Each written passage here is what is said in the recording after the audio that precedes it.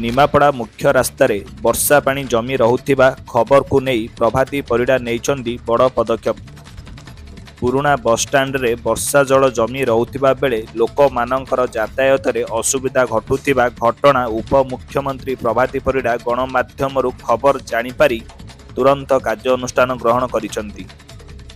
ଜଳ ନିଷ୍କାସନ ପାଇଁ 7 ଲକ୍ଷ ଟଙ୍କା ମଞ୍ଜୁର କରୁଥିବା ବେଳେ ଜବରଦଖଲ କରି ମୁଖ୍ୟ ରାସ୍ତାକୁ ମଡ଼ାଇ ଦୋକାନ କରିଥିବା ବ୍ୟବସାୟୀଙ୍କ ବିରୋଧରେ ତୁରନ୍ତ ପ୍ରଶାସନ ପଦକ୍ଷେପ ନେବା ଆବଶ୍ୟକ ରହିଛି।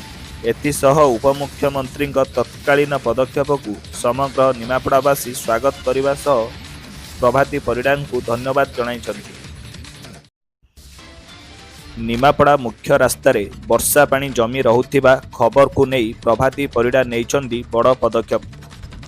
ପୁରୁଣା ବସ୍ଷ୍ଟାଣ୍ଡରେ ବର୍ଷା ଜଳ ଜମି ରହୁଥିବା ବେଳେ ଲୋକମାନଙ୍କର ଯାତାୟାତରେ ଅସୁବିଧା ଘଟୁଥିବା ଘଟଣା ଉପମୁଖ୍ୟମନ୍ତ୍ରୀ ପ୍ରଭାତୀ ପରିଡ଼ା ଗଣମାଧ୍ୟମରୁ ଖବର ଜାଣିପାରି ତୁରନ୍ତ କାର୍ଯ୍ୟାନୁଷ୍ଠାନ ଗ୍ରହଣ କରିଛନ୍ତି।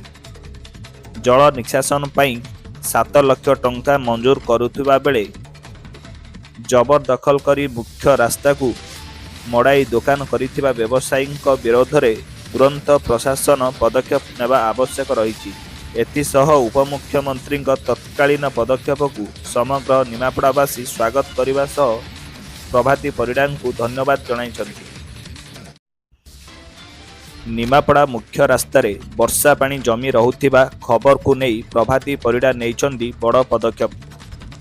ପୁରୁଣା ବସ୍ଷ୍ଟାଣ୍ଡରେ ବର୍ଷା ଜଳ ଜମି ରହୁଥିବା ବେଳେ ଲୋକମାନଙ୍କର ଯାତାୟାତରେ ଅସୁବିଧା ଘଟୁଥିବା ଘଟଣା ଉପମୁଖ୍ୟମନ୍ତ୍ରୀ ପ୍ରଭାତୀ ପରିଡ଼ା ଗଣମାଧ୍ୟମରୁ ଖବର ଜାଣିପାରି ତୁରନ୍ତ କାର୍ଯ୍ୟାନୁଷ୍ଠାନ ଗ୍ରହଣ କରିଛନ୍ତି। ଜଳ ନିଷ୍କାସନ ପାଇଁ 7 ଲକ୍ଷ ଟଙ୍କା ମଞ୍ଜୁର କରୁଥିବା ବେଳେ ଜବରଦଖଲ କରି ମୁଖ୍ୟ ରାସ୍ତାକୁ ମଡ଼ାଇ ଦୋକାନ କରିଥିବା ବ୍ୟବସାୟୀଙ୍କ ବିରୋଧରେ ତୁରନ୍ତ ପ୍ରଶାସନ ପଦକ୍ଷେପ ନେବା ଆବଶ୍ୟକ ରହିଛି। ଏଥିସହ ଉପମୁଖ୍ୟମନ୍ତ୍ରୀଙ୍କ ତତ୍କାଳୀନ ପଦକ୍ଷେପକୁ ସମଗ୍ର ନିମାପଡ଼ାବାସୀ ସ୍ୱାଗତ କରିବା ସହ ପ୍ରଭାତୀ ପରିଡ଼ାଙ୍କୁ ଧନ୍ୟବାଦ ଜଣାଇଛନ୍ତି।